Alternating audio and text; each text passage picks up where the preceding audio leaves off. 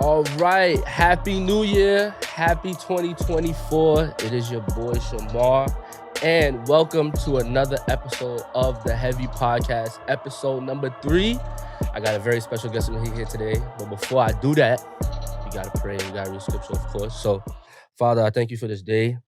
I thank you for another episode. I thank you for a new year. God, I thank you for just allowing us to be in this space, allowing us to do what we do. Let this be a great conversation. Let it touch somebody's life. Let it be funny. Um, Let it be a great conversation all around.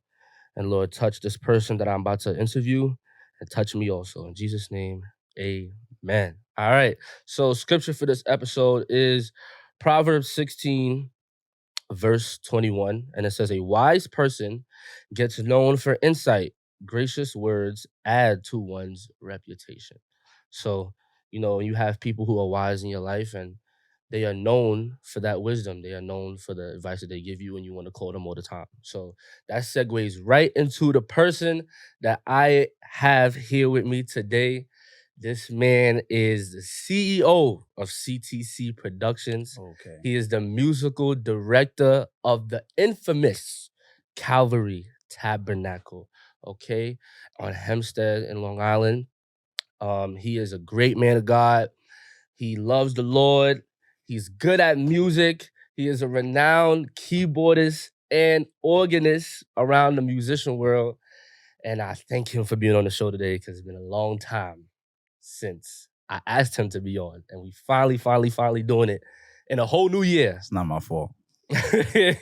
Please everybody give a warm welcome to my man, LJ Barrett, my guy. My guy. Appreciate you. Oh, the claps is crazy. Thank you for coming by. You know No what problem. I'm saying? No So how you doing? How you feeling? How I feel? I feel good. Made it to 2024. Glad all my friends, my family, all my brothers made it over. And I'm, expecting great things. So I'm happy to be here. It's been a long time. Nah, word. Again, it's not my fault. So whose fault is it? It's okay. It's okay. life. I was with you. You was with me? I was with you. all throughout the summer, all throughout the all of that. So you are the MD at Calvary Tabernacle, such a great church. A lot of history, very legendary in the Long Island area. Talk about that. How did you get started in doing that? How did I get started? I wasn't looking. Okay. I really was. I started there. I really wasn't looking. I was at my old church, United Apostolic Church out in Queens. I was there for all my life, about like 28 years. And I give so much respect to them. They shaped who I am, but I feel like, I was ready for that next chapter. So at the time, me and my wife, we were looking, we were actually planning on moving out of the state. Okay. We were either going to go to Florida, Cali, or Texas, one of the three. Obviously, Texas, everybody, you can get a house for like $2,000 and $2,000, 200 grand. Right. That don't look like a mill. Very, very cheap. So, and I definitely I had offers out there in Texas, but then it kind of fell through. Then it was like late, I forgot what month, but anyways, one of my boys, my big brother in the game, Kevin Easonson, hit me up and was like, yo, I got a church that's looking for a MD. And I was like, all right, cool. Who's the church? So he sent me like a PDF file. Okay. Joint say Calvary Tabernacle. I'm like, so in my head, my pastor now, he was the MD before. Right. So in my head, I'm like, don't they have somebody there? He's everybody knows when you think of Calvary at the time, you think of just two people, which is two families, the Golson families, and you have the Stewart family. Right. So my pastor, we always, Pastor Robert Stewart at the time, he was the elder over the music. So I always thought in my head, like, all right, it's just him. Right. So I'm thinking, okay, is he moving? Did something happen to him? So all right. So long story short, I go through with the process. It was a 3-4 month process. Wow. Back and forth. Interviews, came to the church, did everything. And the rest is history. All right, all right, all But right. shout out to Kevin Easington. For sure, for sure. So you've been the musical director over at Calvary for how long now? A year and a half now. Year and a half. Because Okay. when I got there, I wasn't automatically the music director. Okay. You had to, get acclimated to the system. Mm. Started out as a keyboard player, just a musician, and then over time it became. Right. For sure. So over the time, I've been there a lot. I come to rehearsals and all that other stuff just to come bother y'all, Jermaine, everybody. Um, where do all of the ideas for the music that you guys do come from? Like where's the biggest inspiration? What inspiration do you draw from? What do you mean though? Like on Sundays when you guys do like rehearsals and I mean not rehearsals, when Like you this? actually do praise and worship, and on Uh Thursdays when you guys do rehearsal, where does that inspiration come from when when you have your set or when you have 30 minutes for praise and worship?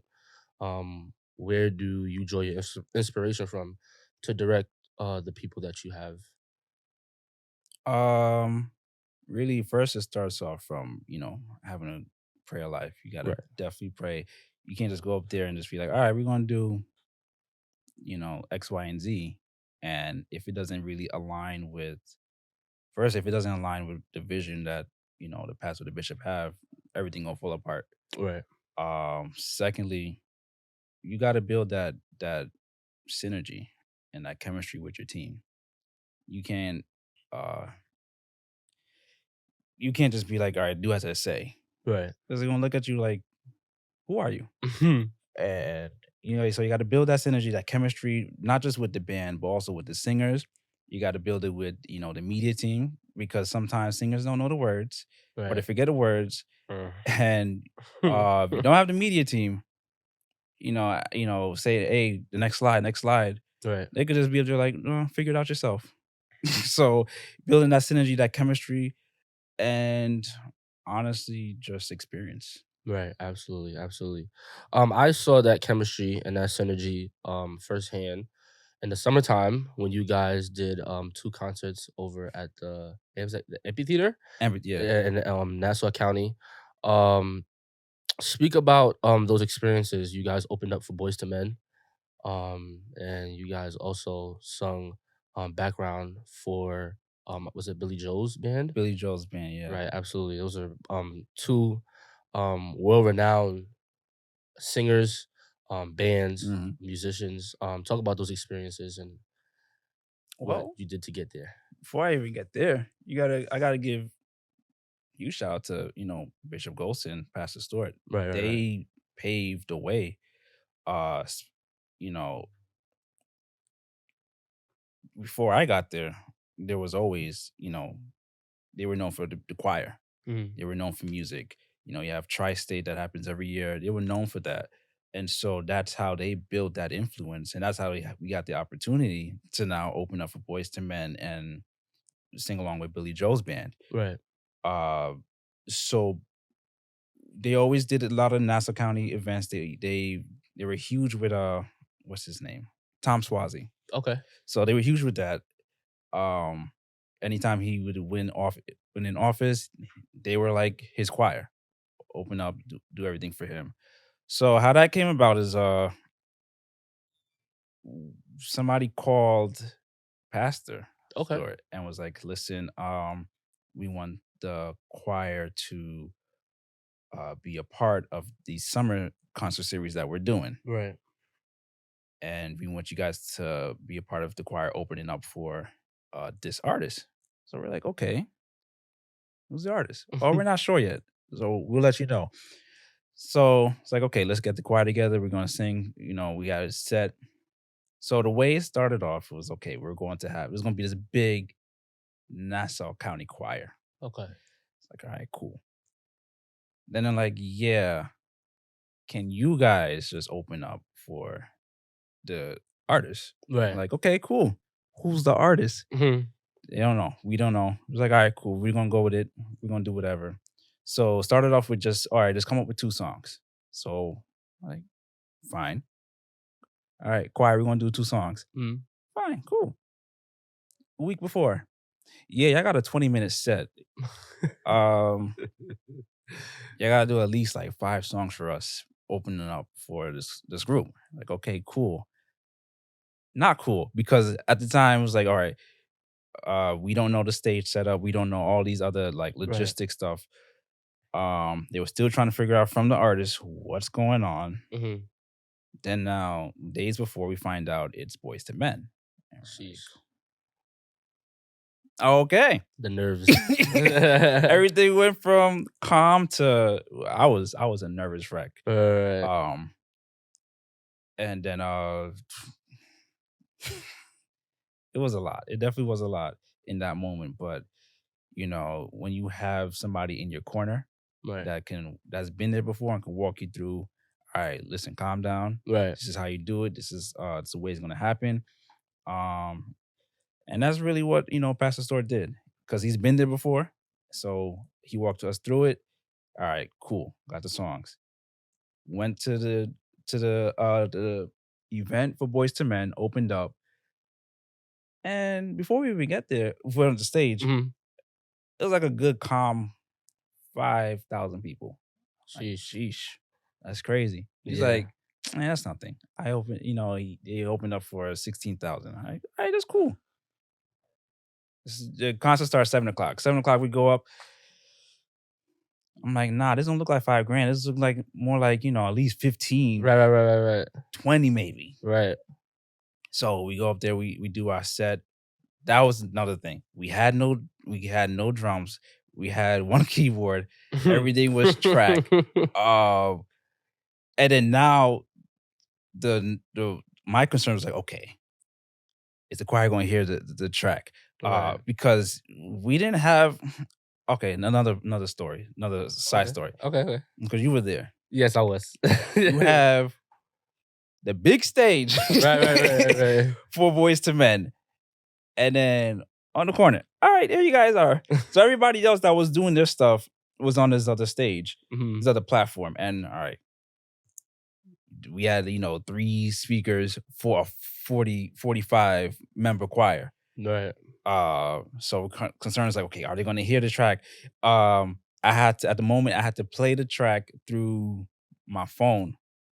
Yeah, I remember this. Yes, my phone because we were multi-tracking just to have stuff for ourselves. Right. So we did that thing, and the choir did an amazing job. They held it down. They did their thing. In that crowd, you saw it was so multicultural. Right. Everybody, loved the choir. Funny moment in that whole joint was that I think I got a notification on my phone. Yes, I remember that. And Jermaine is with us today. He's in the back. Yeah. And the way he explains it is he almost died on stage. He almost died. Yeah. I'm there directing the choir. The first, all you hear is, I think it's whatever song it was is loud. Yeah. I was like, yo, what just happened? What just happened? So you hear it out there where it's like, it went quiet for a good 2 seconds, and in that 2 seconds, my heart dropped. I stopped directing. I was still. I looked at Jermaine. I was like, Jermaine, what happened? But it was a good moment. It was I never forget it. And then I think the county executive, I really forget his name, he came to us. Was like, you guys did an amazing job. You guys might be the choir for all these summer events. And we're like, oh, look like 20,000 people. He's like, no. It's like a calm 40.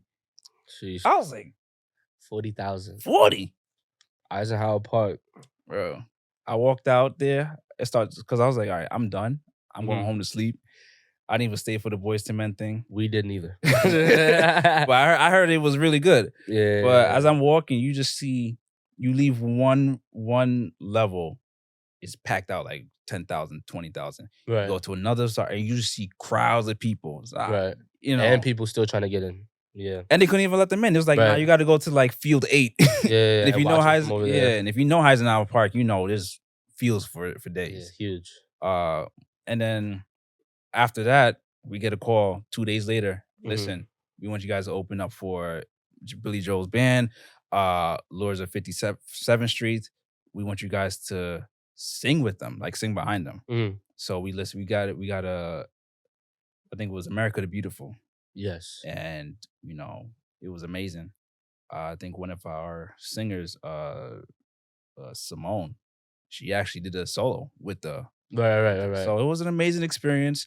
Summer was a very eventful, It was. very eventful. It was. When you talk about music and music in general, I know you've been doing music basically all your life. I interviewed your brother last episode along with Jermaine, your littlest brother. Oh yeah. Speak to your upbringing in music and how there's three of them. Just so everybody knows, there's three of them. It's LJ, it's Cordell, and it's Courtney. So speak to your upbringing in music. And yeah, and they met Courtney. Yeah, they met Courtney. Okay. They met Courtney. He's a great drummer. There was no shade. When he sees this, he's gonna be Courtney. be highly upset. There was no shade on that comment. Nah, well, folks say I'm very dry when I talk, and if you get me to exude emotion, it's either I'm at 100 or so I have no middle. But it's okay. We understand. All right, as long as y'all understand. We understand. My upbringing in music, my entire family, musicians on both sides, are heavily musicians, like singers, musicians. I remember growing up for maybe like the first 10 years of my life, 13, somewhere there. Whenever flights to Jamaica got expensive, that's when I knew it was like, that's when I stopped going to family reunions. But every year we would go, and every year it would just be a family shed. Wow. On one side, I'll go to my mom's side of the for like just get together with her brothers and sisters, and there'll be a little porch out, and I'll play on the keyboard, right? And her brothers are on the this acoustic drums, and we're just for hours. And then go to my dad's side, it's an all night thing. They're just singing and playing, and then they go to church Sunday. They're like, "Oh, LJ, come play." I'm like, "I don't know much." And they're just like, "All right, go up still." So I was influenced from birth almost. I remember growing up, in my parents' house. I play on the pots and pans as a drummer, and not everybody knows this, but like my first instrument was drums. Wow. So yeah, I never seen you touch the drums. You don't want to see that.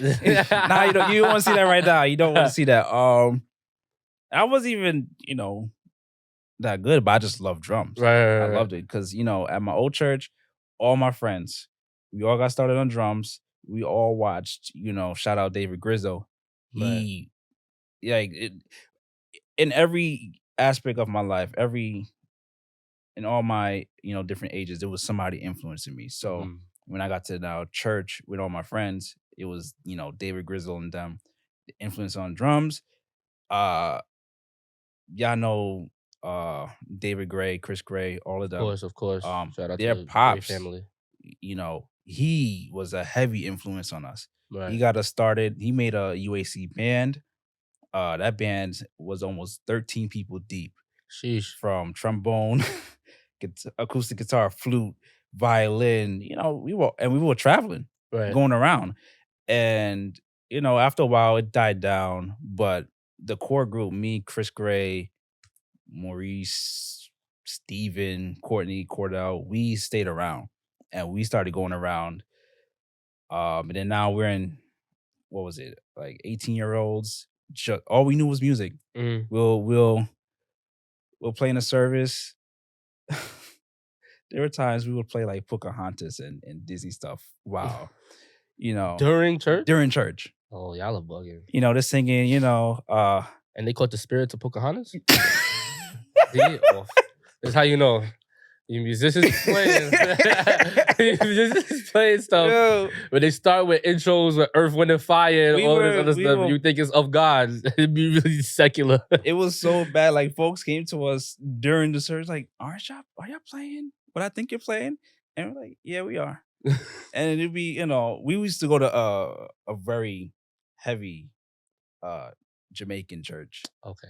And so, they'll sing songs from the hymnal, Pentecostal Fire is Falling. And so, we're like, in my head, I'm like, okay, there's one way we can play it, which is what they're used to. Okay. Or Or we can we this can other veer to direction. the other direction. And so we didn't have, at the time, we didn't have, talk bags. We didn't have nothing. So, Mhm. you know, Courtney or Maurice at the time, we were way yonder. Wow. And so I got to tell him, like, yo, we about to switch up. And he knew Exactly that's, what to so it do. goes back to, chemistry. Cause after church, we be there for hours, 4 hours playing after, to the point where Bishop had to come out of his office, like, guys, stop it. But we were at a point, we were so synced where we'll play a line and everybody knew where we were going as a bit. Right. And so we just vibed. We played Pocahontas, Disney, A Whole New World, uh Earth, Wind, and Fire. And this is all before social media. So now nobody got Right. records of this, but It's okay. uh You do your heart. I sure do. So yeah, he was Brother Gray, Herval Gray was a big influence on us. And that's how we instilled uh all this love for music to this day. Right. He has so many sayings. There was one saying he'll say is oh my gosh, practice plus, I'm butchering it, but they know what I'm talking about. It, like, practice plus effort equals success. Okay. That stays in my heart to this day. So Absolutely, absolutely. So, segueing through your upbringing, you are one of the reasons why I talk to you so much is because of your relationship with your lovely wife, Lloyd. oh yeah, You got married about 5 years ago. It's 5 years now. 5 years. Okay, so speak to just getting married young and whatever advice you have for those who want to get married young or already in that position. Woo. I mean, I got married when I was 25. Okay. But I knew Lloyd from when I was 17. Sheesh. It's It's a long time. a long time. And at the time, I really wasn't ready in terms of, because when you think of getting married, you think, Mhm. all right, I gotta get my paper right, I gotta get all this right, we gotta be in the house, we gotta have this, you gotta have this. Mm. And if you wait for all that to be ready, or you to have that, you're never gonna be ready.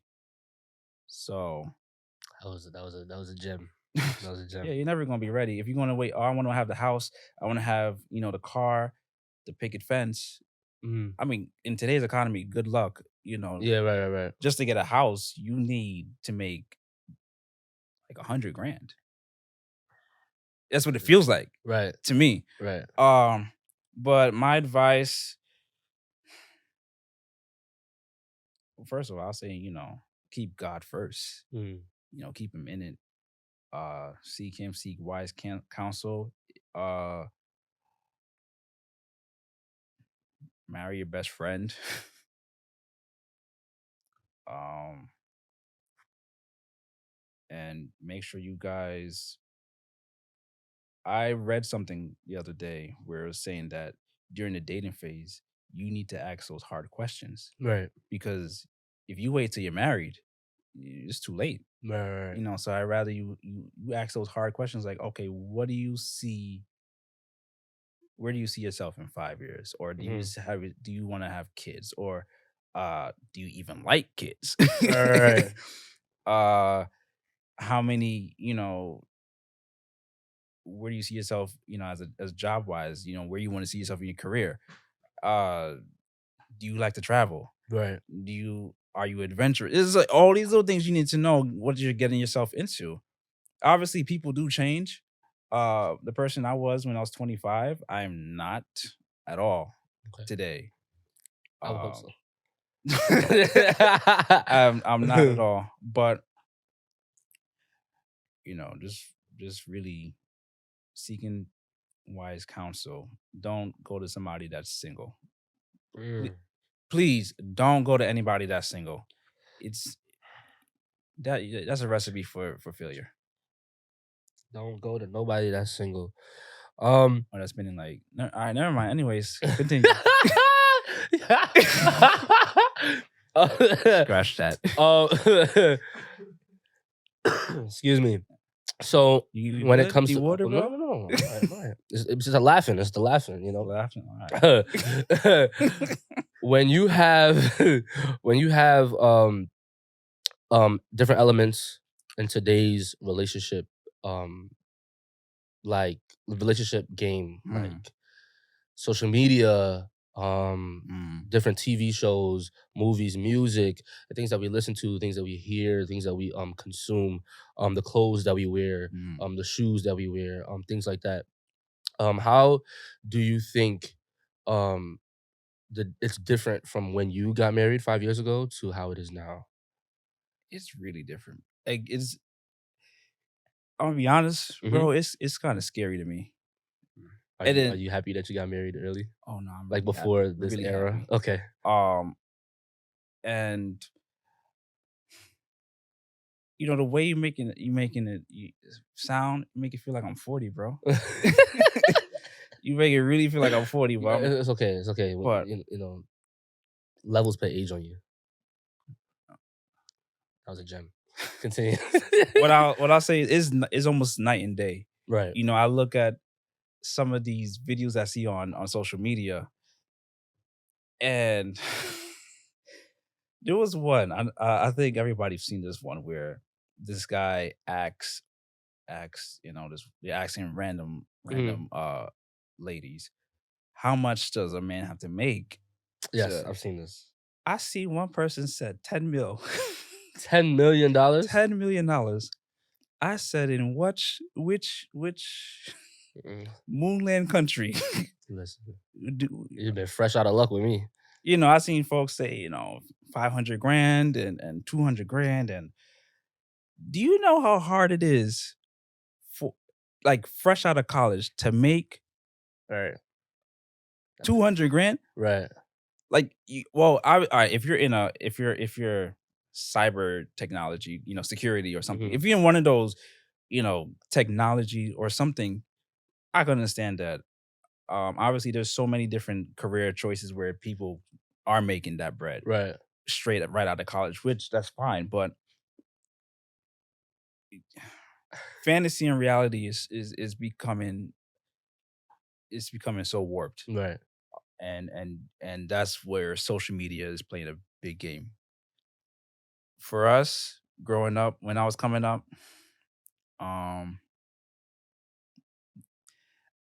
Instagram didn't look the way it looked. It were 15-second videos.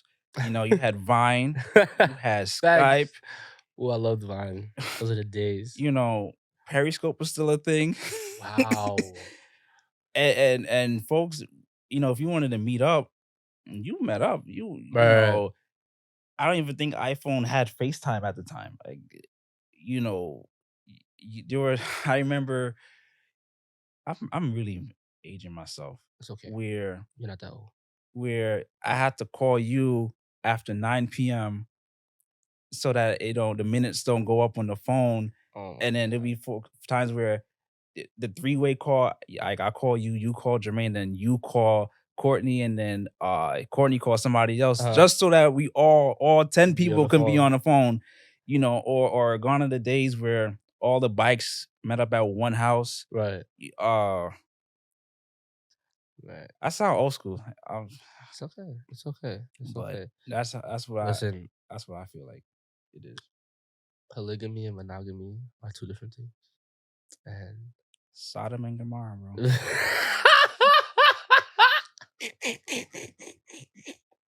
Fire. In LJ's words, the city will soon be destroyed. Segue back to music real quick.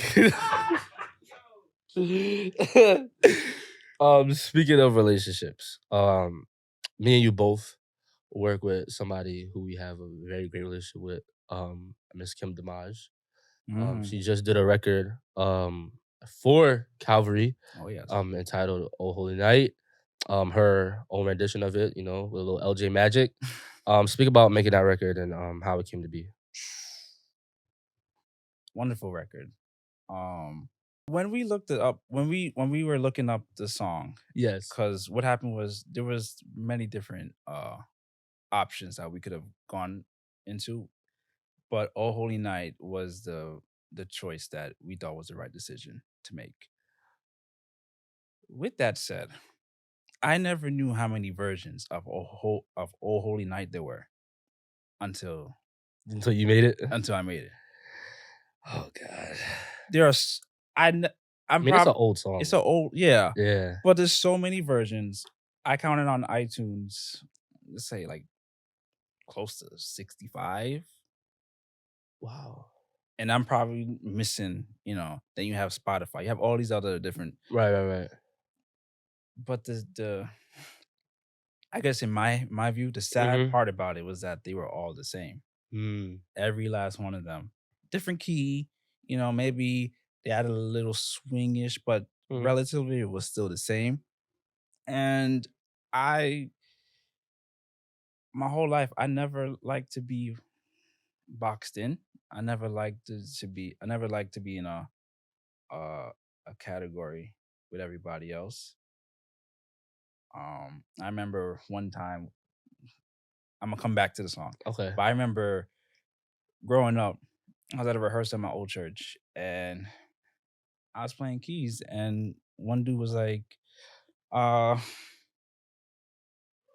Chris, can you hop on keys? Because this sounds boring." I, and it never registered in the moment. Right. So I Right. got home and it kept replaying. I was like, I play boring? Uh. And so I made a promise to myself. I was like, from that day forward, I never will Mm. sound boring again. Right. So hence why, Pocahontas you know, oh, what a time, is a or you know, whatever. But that's really where it Mm-hmm. came from. So I was like, okay, you know what? I went to Pastor, I was like, Pastor, listen, if we're gonna do this song, let's do it differently. First of Okay. all, let's not make it traditional. We can Mhm. keep it, it can still have that little traditional feeling in it, but we're not gonna keep it the same. Right. He's like, all right, let's go with it. So that's where the fun part happened, for me. But I think it was definitely a new experience, not just for us as a church, but I Right. think for Kim too. Right. For Right. Kim, this is a very first time, putting something out. Right. Um, Uh.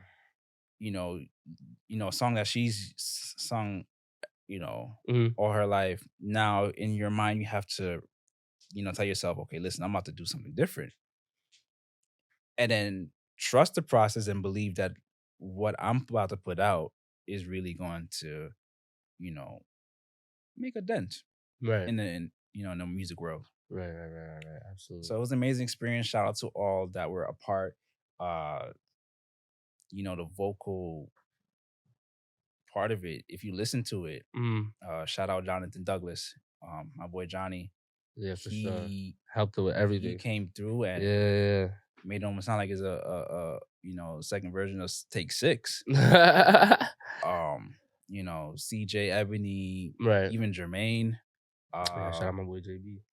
it was a lot of Yeah, people that was involved in it, and it came out really great. for sure. For sure. For sure. First of many. First of many. First of many. Um, with Kim, she is an artist on our illustrious label, Mhm. Crossover Records, and just speak to um what you think her talent is and the potential that she has as an artist. I mean, I know, but just for the sake of the people. Say to people. That's true. She's an amazing, talented individual. Um, and I think we always told her, like, listen, Kim, you really have potential. Right.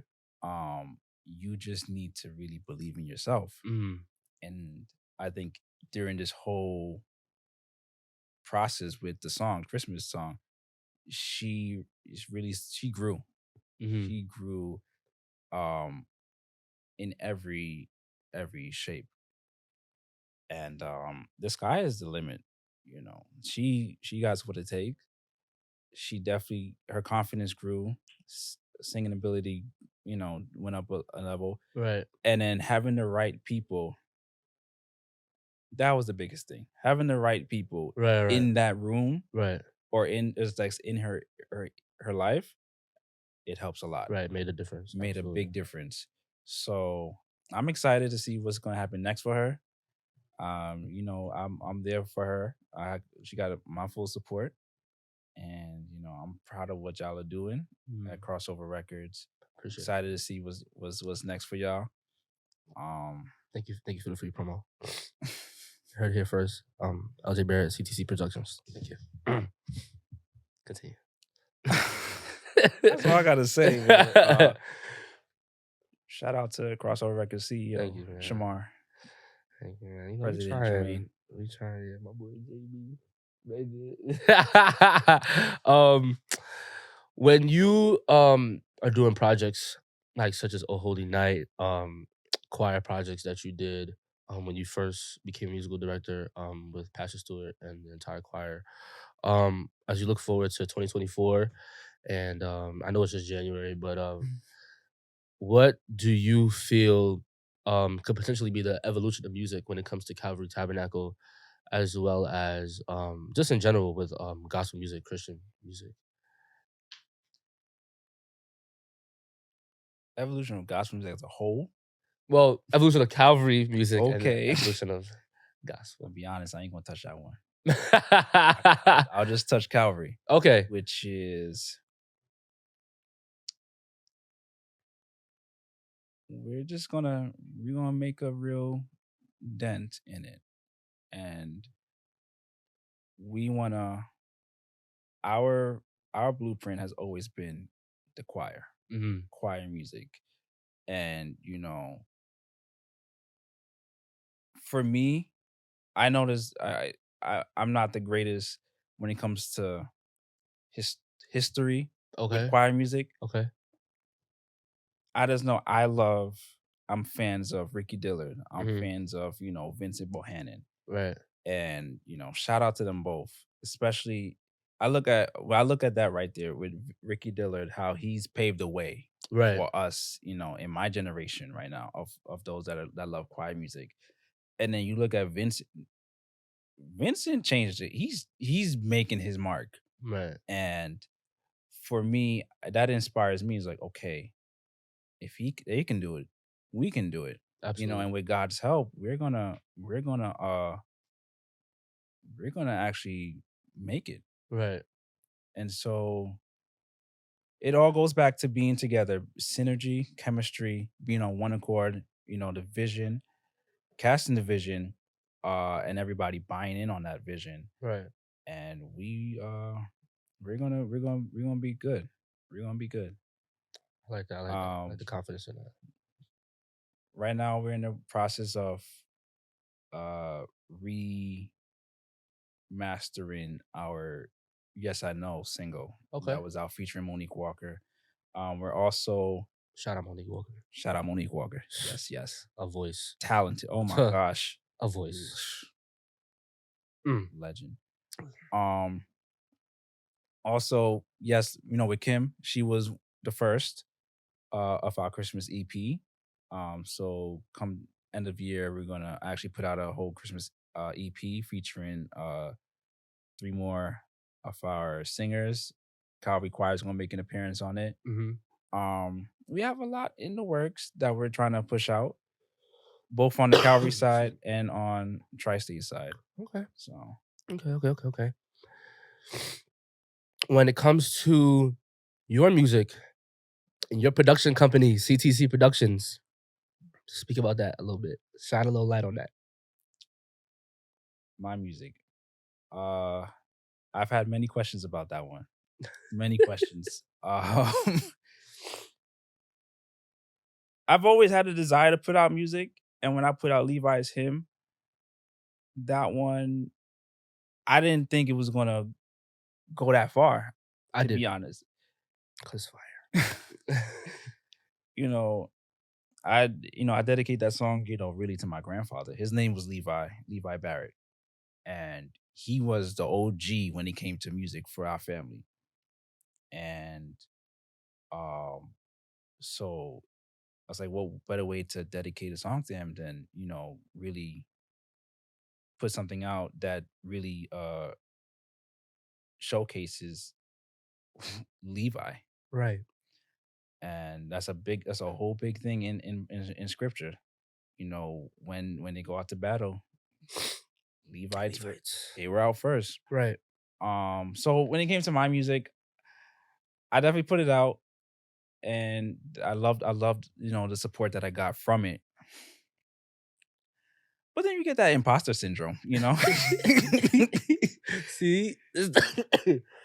Mm-mm. It's the laughing, man. Touch him, Lord. Y'all catching me. And it's not even. For me, it's like, am I really? Can I really put something out there, or I just felt like I just wanted to be a part of the whole everybody putting something out. And so I think I put it out 3 years ago.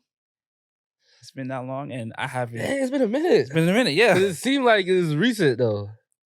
I guess because it just replayed. Yeah. But I haven't. I have stuff like in the catalog, in the archives, and it's just sitting there. Collecting dust. I mean, it's I not shouldn't- collecting dust. It's I shouldn't say collecting. that. I'm like the poster child for holding music. Oh, so we in there together. Yeah. But no, I've again, when you have people in your corner, in your life, Right. I've had many folks come to me and was like, listen, you need to put something out there. You need to another single, another EP or EP. Even my own pastor, he came to me, he's like, listen, I'll support you in any way. Right. So definitely something's in the work. Right. But what was the question again?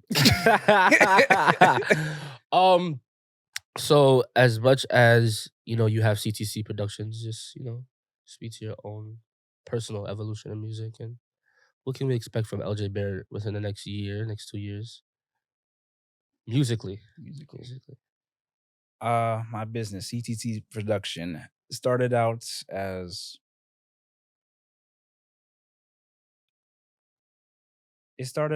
something for me, in terms of I wanted something for myself, because I felt if I had to go to these big wind companies, I'm just spill out bread. Right. I was like, no, I'm just doing myself, and it definitely took shape, took form. Okay. And now it's evolved into a collective where others can come and be a part of it. Right. At the time, it was more than just a whole business. It was actually like a whole. It had meaning to it. Right. Like changing the culture. What does that mean? That could mean so many different things. Especially at the time, you had the whole George Floyd killing. You had all this going on in the world. Even if you want to take it to the church, just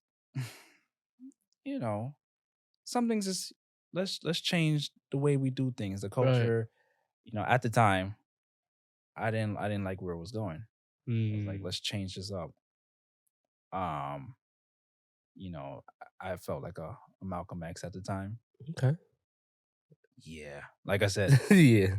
I changed a whole lot, Yeah. mindset wise. But what can we get? Like like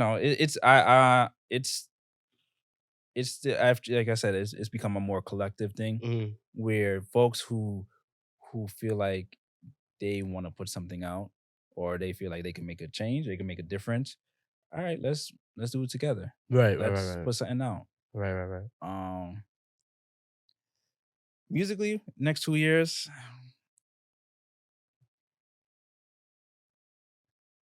I leave it to God, man. That's a respectable answer. Kyle said the same thing. But I will say there are things in the works that where I'm trying to put out. For sure. We'll see where that what happens. For sure. I'll be right there, at the rehearsal on that purple carpet. um, Shout out Calvary. speaking of purple carpet, you know, we was just there on Thursday for a very impromptu musicians rehearsal. The chemistry that your sound man Mark has with you, Jermaine, as well as Josh, who's on bass. Speak to y'all chemistry as a band and how y'all built that real quick. I've known Jermaine for years, so we built a relationship outside of music. And then anytime we'll play, it was like no brainer. Right. Josh, I knew of him for a while. So when he came on board, I didn't know that was him because I remember him being this, this small kid at the time. Mm. So when he came, I'm like, This is Josh. this is Josh. And I didn't know how much he's grown musically. And so and then with Mark, I've known him for years as well, 10 plus years. And so that relationship, that chemistry was always there. Right.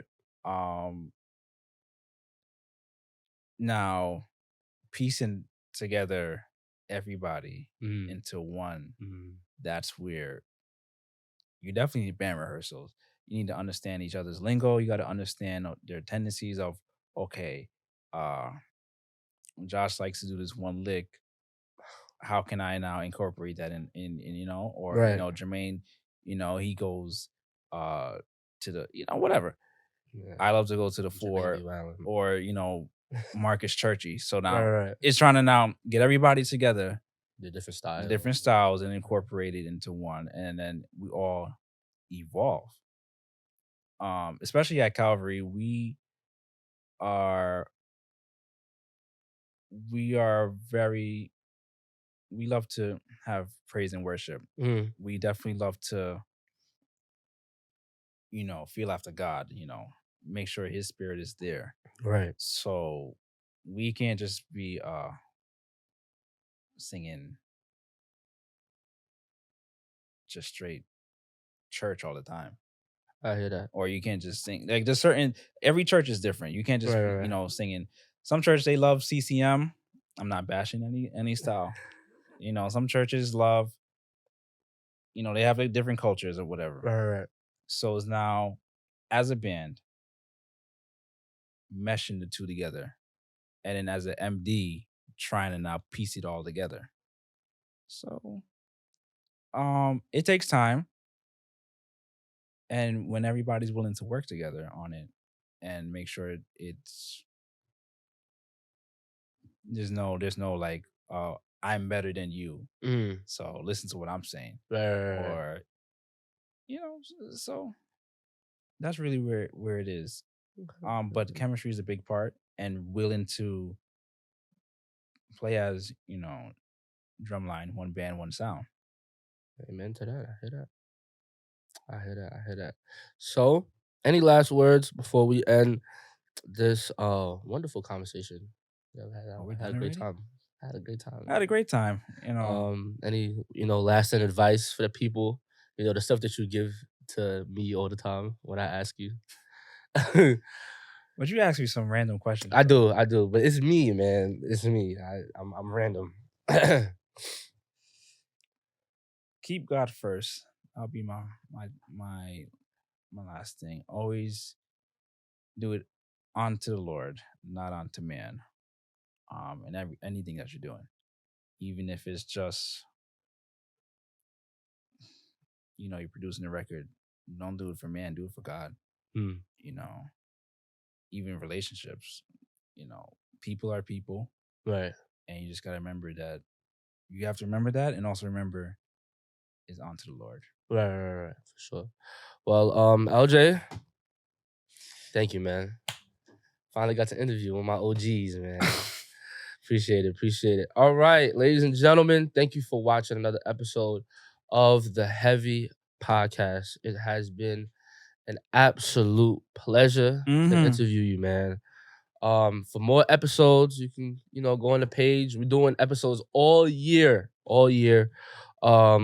And I can't wait to see who else we have on coming this year. I can't wait for you guys to see the conversations that will be had. And a whole bunch of more stuff coming, spin-off shows and things of that nature. So, just be on the lookout. And as always, keep God first, as LJ said. Always pray. There's dangerous times you're living in. So, have a prayer life. Find a good church home. Bye. Stuff. I could never do it for outro. All of that good stuff.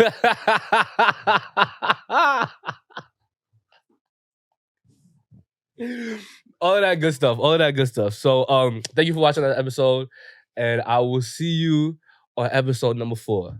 Peace. That was funny.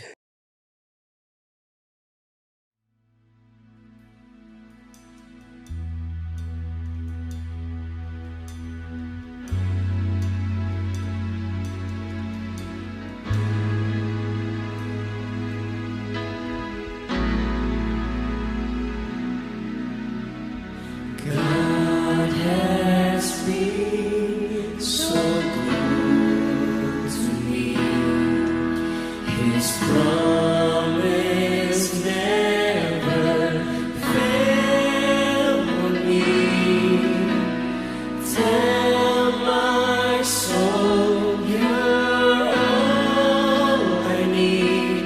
He's been so good to me.